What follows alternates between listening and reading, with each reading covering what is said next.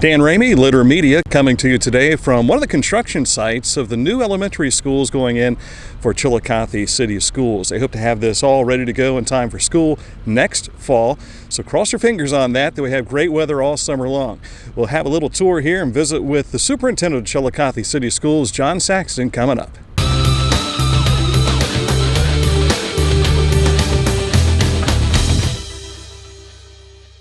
So we're standing on the north side of the building, the west, east, and south, and we're looking right here at the administration area.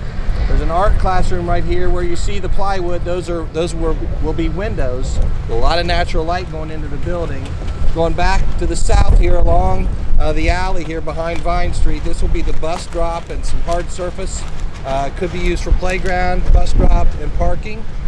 Looking to the west, this is more parking and playground over towards the classroom wing of the building.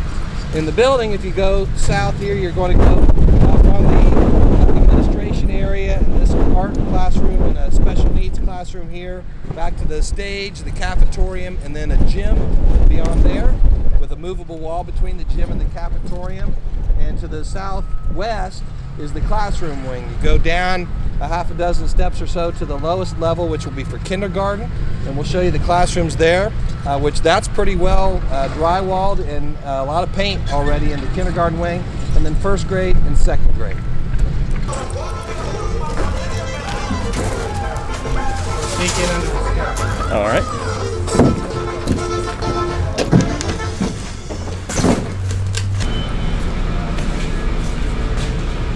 That's facing west, and that's the main entry, covered entry. Sidewalk all the way out to Cherry Street. Playground will be to the right, or the north side of the sidewalk. Come into this secure vestibule. The entry here. Secretary will have to buzz everyone in, so it's very secure. Can't go through those doors. Come in here to the reception area, reception desk. And the admin spaces are back through here. As you can see, we've got the primer coat on. You will be able to see a lot of spaces in the building. You can see that as a movable track for a movable wall. So this is a conference space. It can be a meeting space, gathering space. It can be an area where we need to isolate students or do tutoring. A lot of different activities, and again, a lot of natural light will be coming in, big windows. Then you have the principal's office, mechanical room. This is where I spend most of my time in elementary school. A couple other itinerant offices. We can use these spaces for OT and PT therapy services. A couple restrooms, his and hers. Okay. Again, however you do your meshing together of your media. Sure. This is the library media center. Hi guys. Hello. These steel posts will actually be framed in to look like trees, and they'll be carpet in this area. And it'll be green actually to look like grass, and then they're very vibrant colors going to be on that wall under that soffit over there. Work area back there. This is our art room. Faces north, lots of natural light.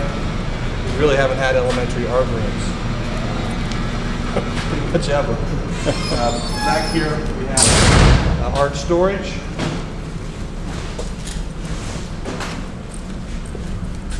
And then a kiln room, which we haven't had elementary kiln rooms in our district. 55% paid for by the state of Ohio. So we're glad to have that. Our art teachers are really excited. We'll do pottery and all, huh? Yes. All right, we'll head to the cafeteria and stage.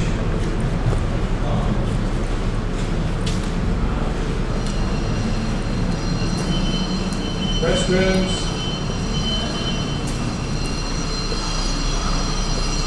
Handicap accessibility, table storage, custodial.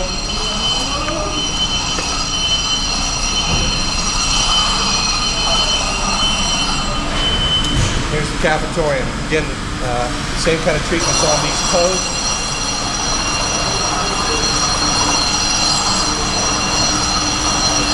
Big header here for a movable wall. Student dining. A movable wall there. So a lot of flexibility.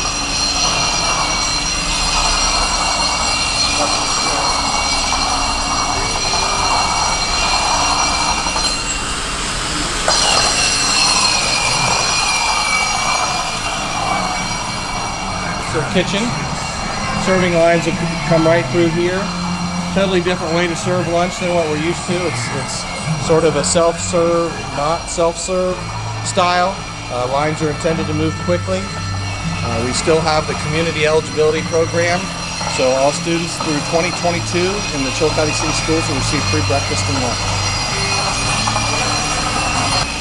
No bleachers or anything in the gym in a K2 building, so this is pretty much just a standard box. But it can be used for practice for mini ball.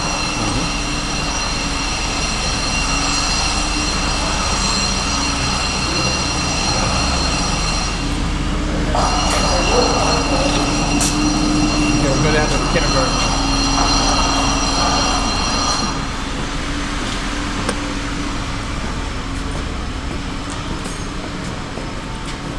Now here's our elevator shaft. So again, the building fully ADA accessible, moving all accessible. Can't say that in our current building.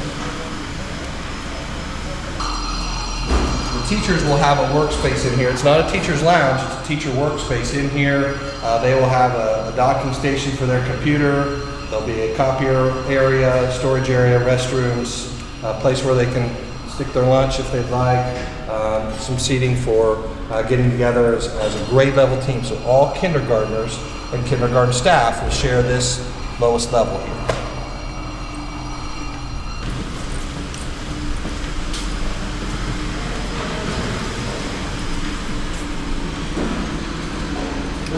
This is a project lab. Every wing has a project lab, even in the elementary schools. So it's equipped with a few different items for doing hands-on type of experiments and learning. This is a typical classroom pair. So what we have here are two classrooms side by side, and they're divided by another track and a movable wall. You can see here in the kindergarten wing, all these classrooms have their own restrooms, which is nice. So they don't have to have a lost classroom time going to the restroom.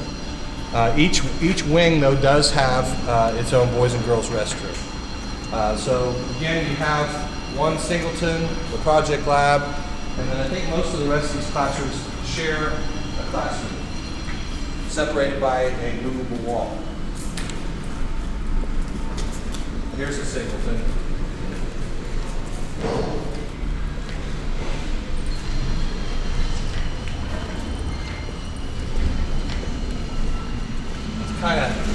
You have more natural light than what you're seeing here now because everything's still boarded up on this lowest level, but you'll get a better feel for it when we get to the upper levels.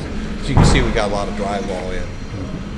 That is south. South, okay. So there's green space out there, can be used for play space, access in and out of the building. I'm not sure, I think that sidewalk just goes straight out to Chestnut Street.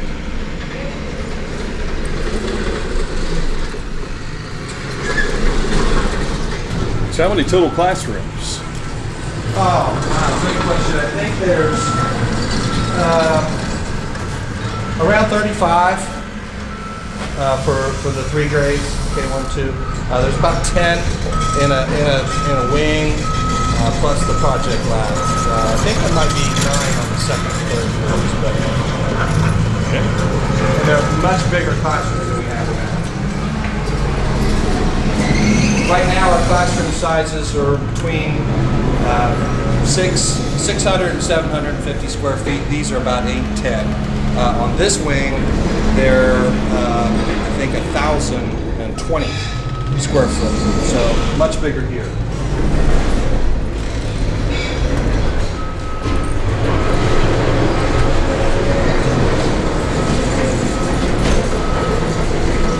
this would be the playground right here where the dump truck is. That'd be playground. Beyond that'll be the driveway, curb, and then beyond that'll be some parking.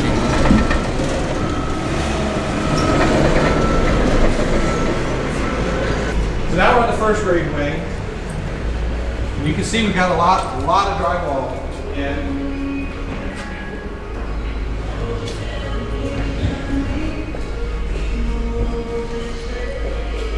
That's sanded and painted. We have a lot of progress.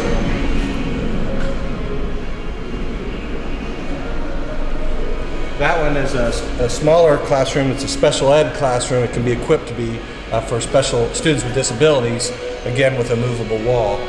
The windows themselves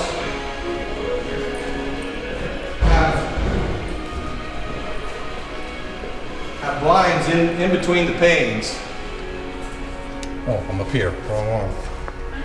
Here's this one.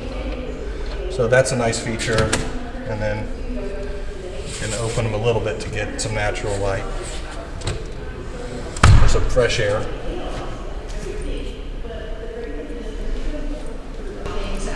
Now right here, this area we're in, Dan, is what we call an extended learning area. So one of the ideas behind what we've done here is to create as much flexibility as we can for teachers to be able to work and collaborate together, to move students around, to move themselves around if they need to group students appropriately, whether it's by a topic or a subject or a group of kids that maybe need some extra help or need some enrichment. So we'll be able to use these areas. But if we wanted to have a first grade assembly, we really don't even need to go down to the cafetorium to do it. We can do it right in here. This will have a elevated stage, and you can see the lighting that's been wired in there. So you could do readers theater in here. You could have a speaker come and speak to the students, and they can all sit here, crossing their legs and sitting on mostly carpet. The flooring is a combination of LVT, which is a vinyl tile, and carpet. Classrooms don't have the carpet. The classrooms will have small area rugs, and these extended learning areas will have a hallway with the vinyl tile, and in the middle it'll have soft furniture, movable soft furniture, so you can regroup kids however you might need to, and the carpet underneath.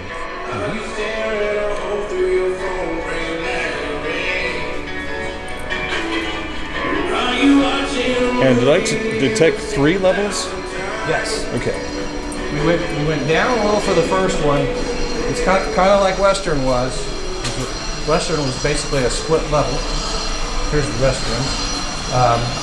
So we go down. We went down about 6 feet for that undercut for the first level, and then up for the next 2. So it's kind of a 2.5 story. Elevator shaft, mechanicals. Go to the second grade wing.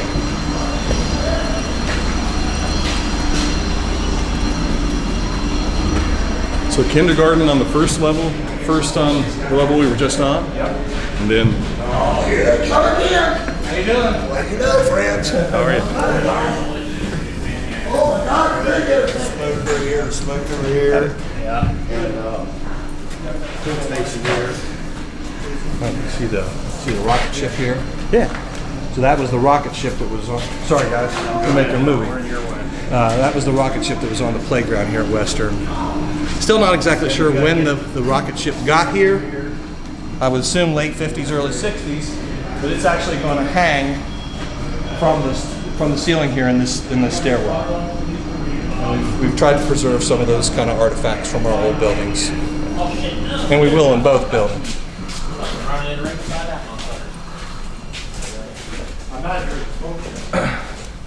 That's the teacher work area. And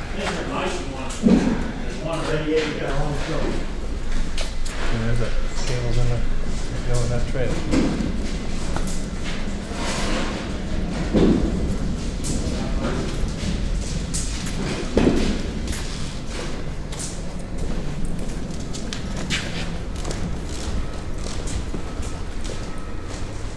Air conditioning's not working yet.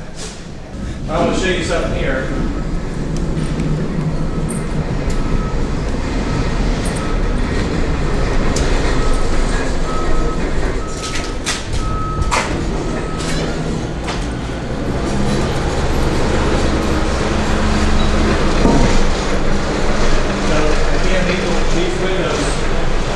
glass, of course, not plywood. But if you look out there, you can see the Adena Mansion.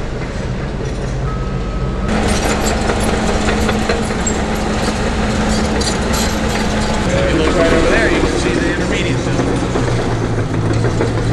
and the stadium.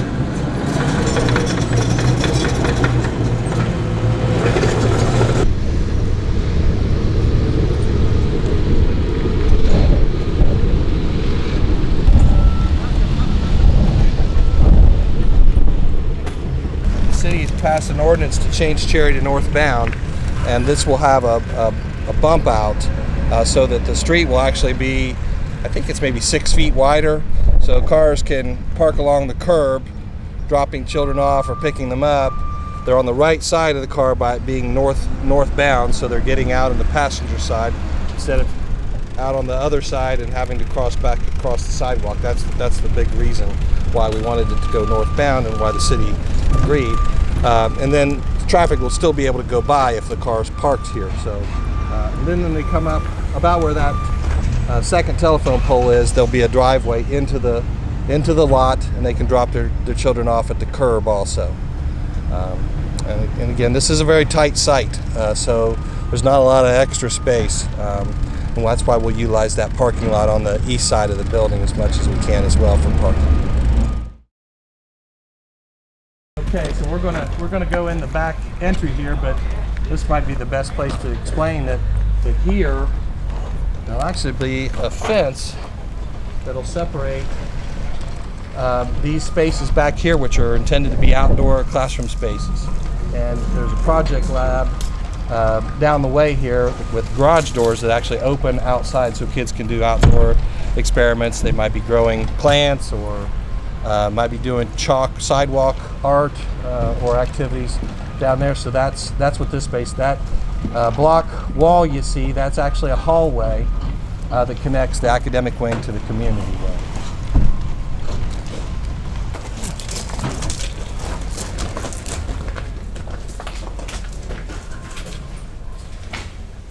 All right, you can obviously see we're not quite as far along over here.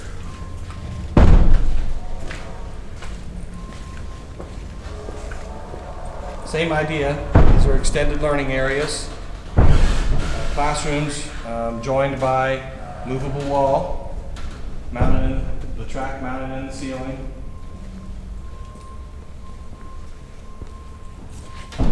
Have back here is a small group instruction room.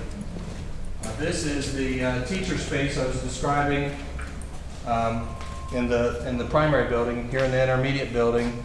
So here would be all in this particular case, this is probably a third grade wing, and this will be working space for teachers to collaborate, work together, plan.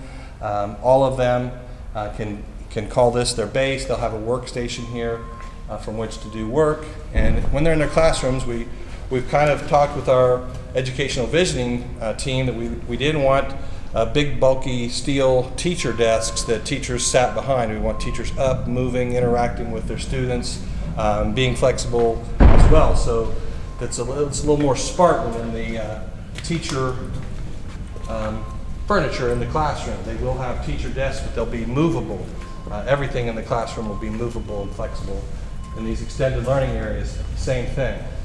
There'll be a stage, as I told you, in the ELAs in the elementary. They'll have another one in this wing as well.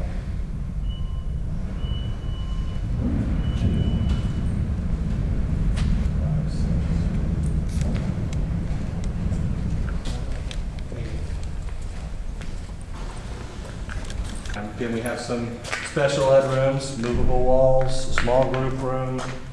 These are the project labs side by side. So 9 and 10, plus these other kind of auxiliary spaces.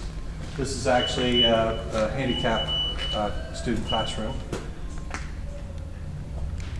I think that's actually about 12 classrooms plus the small group spaces. I think there's 2 of those, but technically I think it's more like 10 regular classrooms. a little wet right here. Watch your step. To go into the office.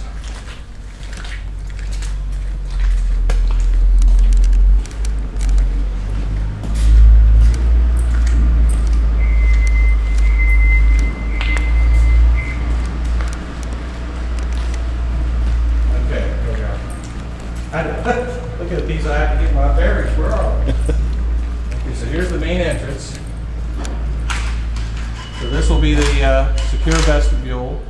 So you'll come in the front of the building, but you won't be able to get through here. You'll come here. There'll be a button you'll have to push to get buzzed into the office. This is where the secretaries will be welcoming you.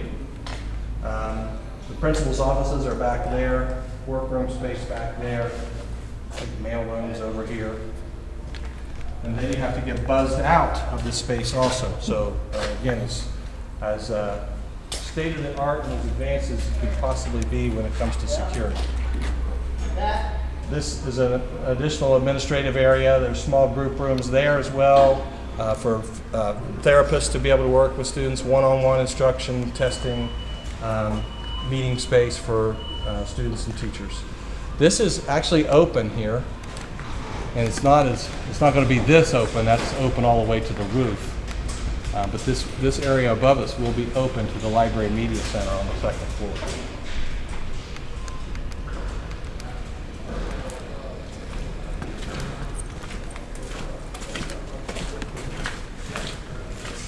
Glad you wore your boots. Amen to that. All right, so this is the Great Seal Rotunda. And in the ceiling will be a sunburst representing Ohio statehood and the Great Seal.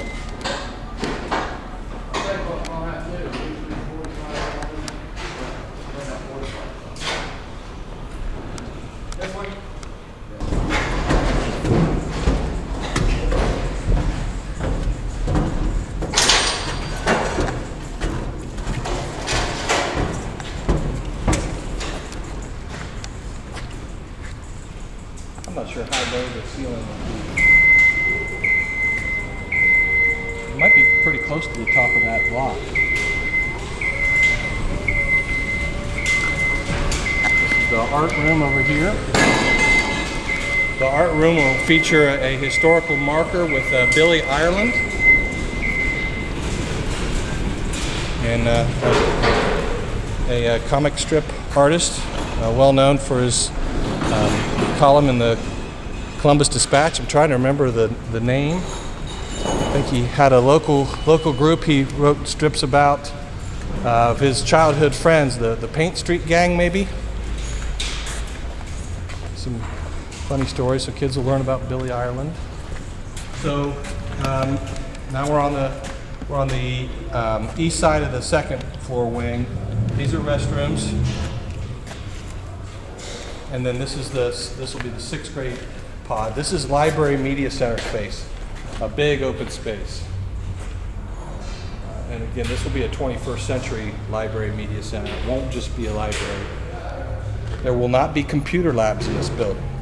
All students in this building will have their own Chromebook to work with. They'll have all their textbooks and their assignments using Google Classroom.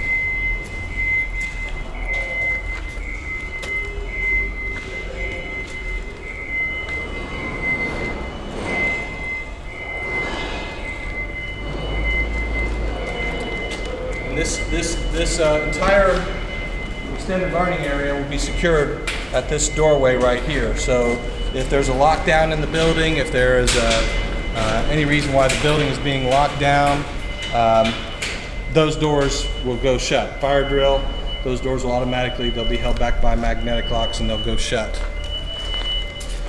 And of course, if it's a situation where we're evacuating the building for a fire drill, they go out the other exits.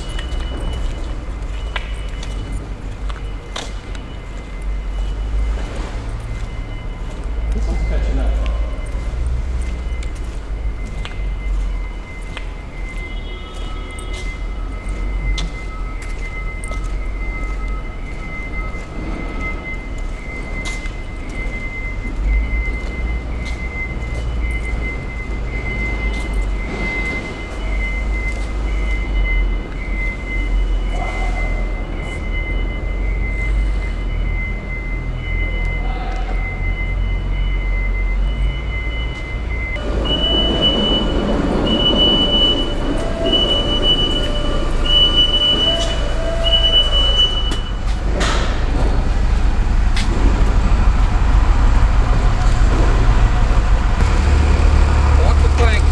Yes, sir. Not the first time.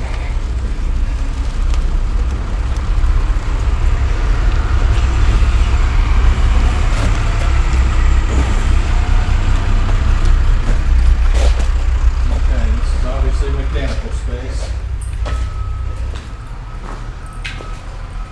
Air handlers, boilers, water treatment. Doing real good. I'm glad. I probably fell on my nose trying to hold that thing. All right, so this is the 3-6 cafetorium and gymnasium. Movable wall, cafetorium stage, and this stage can be sealed off as its own independent classroom, which would actually give us 3 music classrooms for this building.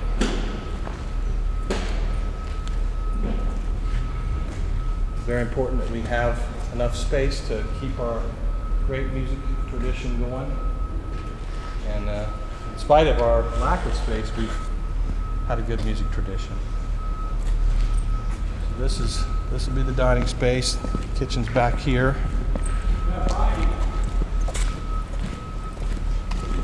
Looking out at Metzger.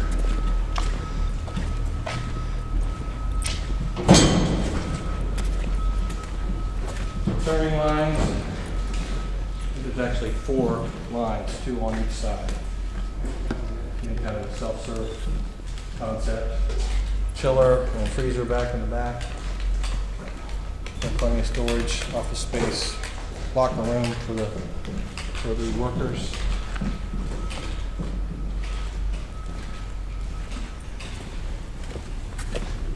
This will be the north entrance, handicap accessible from Metzger.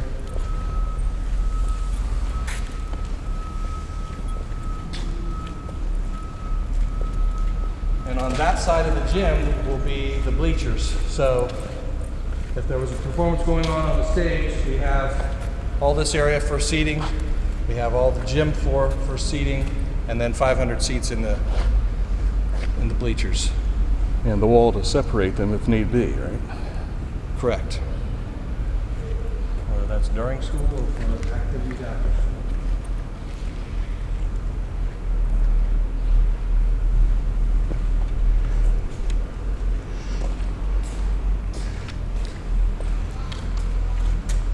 You mentioned some of the artifacts from the other buildings that will be incorporated in the building. The tablets from the front of the Tiffin building will go in these openings right here. Okay. And then that's looking towards the parking lot, the playground, and the stadium. There's a couple music classrooms back here, Dan. I know as a musician you'll appreciate these. Handicap accessibility to the stage. One will likely be instrumental, and the other will be orchestral with a instrument storage room in between. These rooms just mirror each other. But one of the reasons why the contractors sometimes refer to this as a 3-7 building is there was some square footage available from the OFCC through the previous project that we were able to take advantage of getting some of this square footage. So in doing that, we were able to utilize middle school design manual standards to get some bigger spaces or some spaces that they wouldn't have normally co-funded in just an elementary project, which is why that gym in the K2 in the primary building is rather small, and this gym is the same as our middle school gym. Well, that's why we thought, well, let's just teach a little local geography. We can teach the cardinal directions, and we can teach local streets. This is the community room space.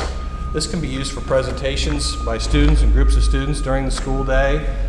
Flexible space if we have a different activity, we'd like to have it isolated into a classroom, that we can use this space flexibly. We can have staff meetings in here. We can have community meetings outside the school day. People can use this room. This is the staff dining area, a movable wall, so we can open this up and make it a nice big space. And this one, the historical marker that'll go in here, will be honoring Tecumseh, who, of course, as chief of the Shawnees, was trying to unite all the Indian tribes together.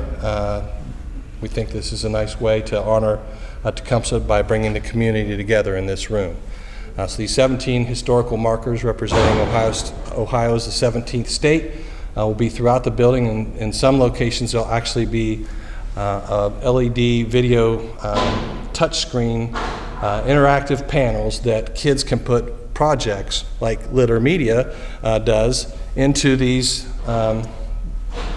video screens, and they can do PowerPoints or movies or whatever projects they want. They can change them from year to year, from month to month, whatever they'd like. Those are actually incorporated into the building. So we're pretty excited about the historical markers and the opportunity that kids will have to help create some of the things that are being recognized here in the building. Gives them a chance to be invested. Yes. Yeah, I like that. Yeah, we're really trying to use the building to help teach the curriculum. In third and fourth grade especially, that's big time Ohio and local history.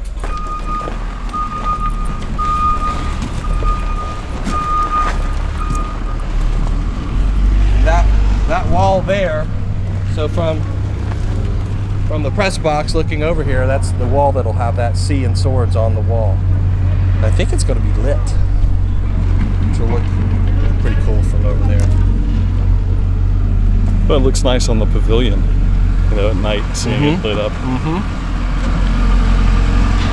So this will be playground space right out here, and that's the bus drop space where that red dumpster is over there. That carries through all the way to Allen Avenue, which is one of the reasons why the Worthington demo is going to begin here in the next couple of months. Saxton says the Worthington Elementary demolition is scheduled to begin early to mid-June with the abatement of environmental hazardous materials. The scheduled opening for the primary building, which is located between Chestnut and Mill Streets, is September, with the potential move-in date for November of 2018 for the intermediate building, located over on Arch Street. Remember to subscribe to our Litter Media YouTube channel so you'll catch our further updates we'll do later this summer as the progress continues. Our thanks to Chillicothe City Schools and its Superintendent Jon Saxton for the walkthrough of the Chillicothe Primary and Chillicothe Intermediate Schools. I'm Dan Ramey, Litter Media.